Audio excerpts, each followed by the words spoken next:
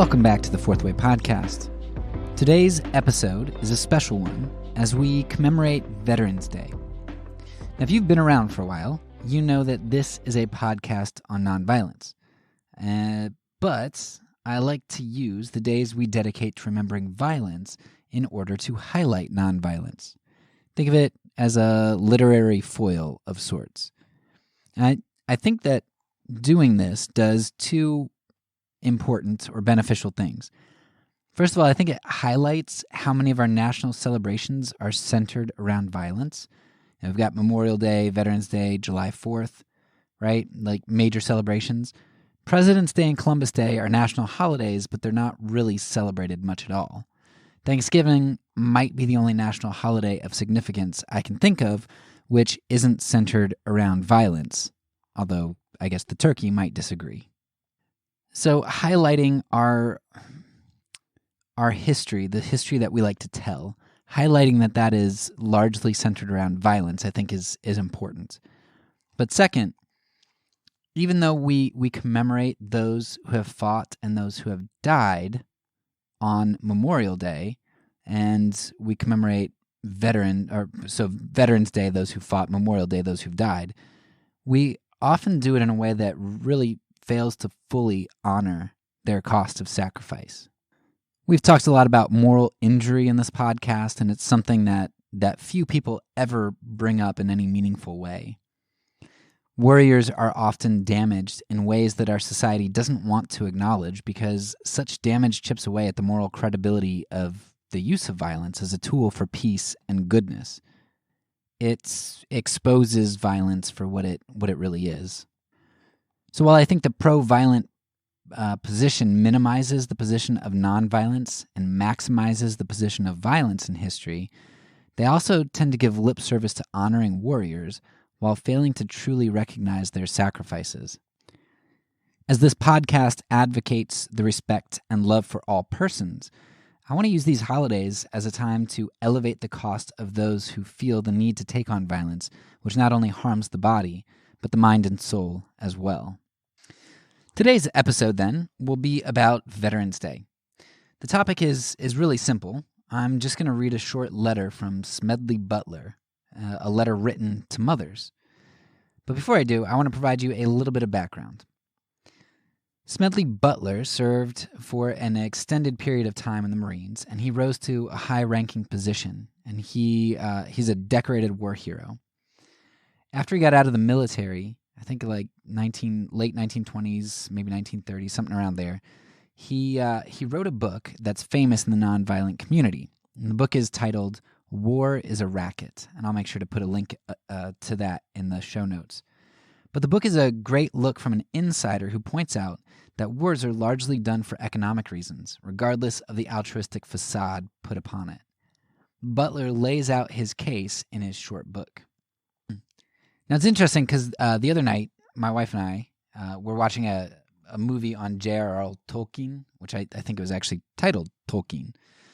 And when we watched the movie, there's an interesting part because when I think it was World War I came about, you saw all of the college students, the men, and just all of these guys just so excited, jumping around and cheering that Britain was finally going to war. They were going to have a chance at honor and glory.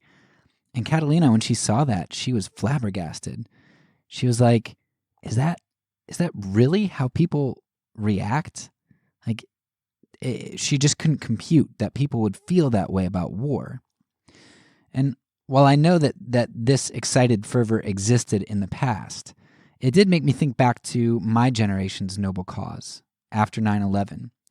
I was in ninth grade when 9/11 happened, so I wasn't able to go directly into the military, but that patriotism did linger for years, and I know heard of a number of people who were very interested in joining the military, and I know for a time I was as well, and I had some friends do that.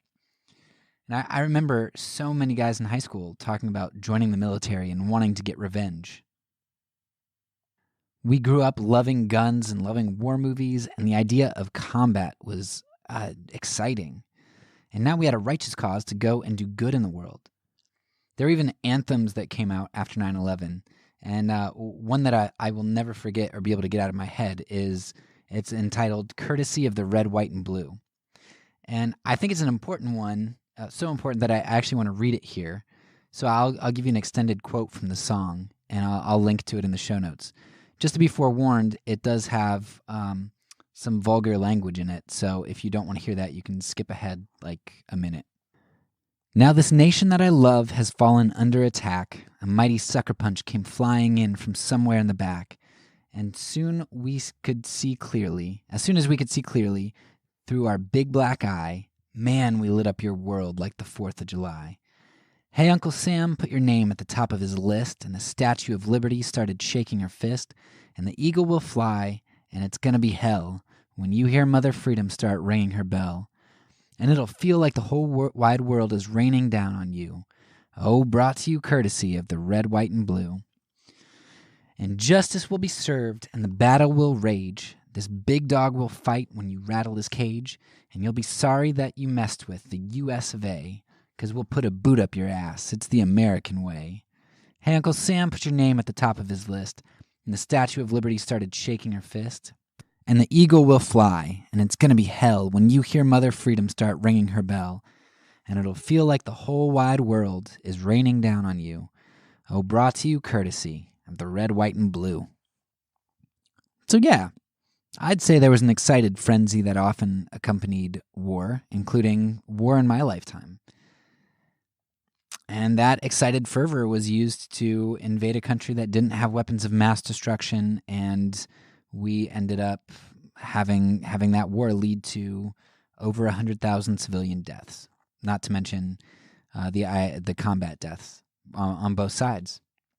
War relies on that fervor, because if you extend war out for too long and you lose a noble cause, you don't have the fighting spirit anymore. It's hard to keep up propaganda that long, and it's hard to keep up people's spirits for a long time. That's why, I'm amazed that our war in Afghanistan has been able to do as well as it did, but you're starting to see chinks in the armor right now as more and more articles are coming out critiquing what's going on there and why we're still there. So today, for Veterans Day, I recognize the sacrifices that veterans have made even more than most uber patriots do, because I recognize moral injury. In fact, I recognize so much how much veterans lose. I don't want anyone to become a veteran. So today, if you're hearing this episode and have any influence over someone thinking about joining the military, or you're thinking about it yourself, I want you to consider Smedley Butler's letter to mothers and check out his book in the show notes. I'll end with his letter now. Now you mothers particularly, the only way you can resist all this war hysteria and beating of tom-toms is by asserting the love you bear for your boy. When you listen to some well-worded, some well-delivered war speech, just remember it's nothing but sound. No amount of sound can make up to you for the loss of your boy. After you've heard one of those speeches and your blood's all hot and you want to bite somebody like Hitler, go upstairs to where your boy's asleep. Look at him. Put your hand on that spot on the back of his neck, the place he used to love to kiss when he was a baby. Just rub it a little. You won't wake him up. He knows it's you. Just look at his strong, fine young body, because only the best boys are chosen for war. Look at this splendid young creature who's part of yourself. Then close your eyes for a moment, and I'll tell you what can happen. Somewhere, 5,000 miles from home, night, darkness, cold, a drizzling rain. The noise is terrific. All hell has broken loose. A star shell bursts in the air.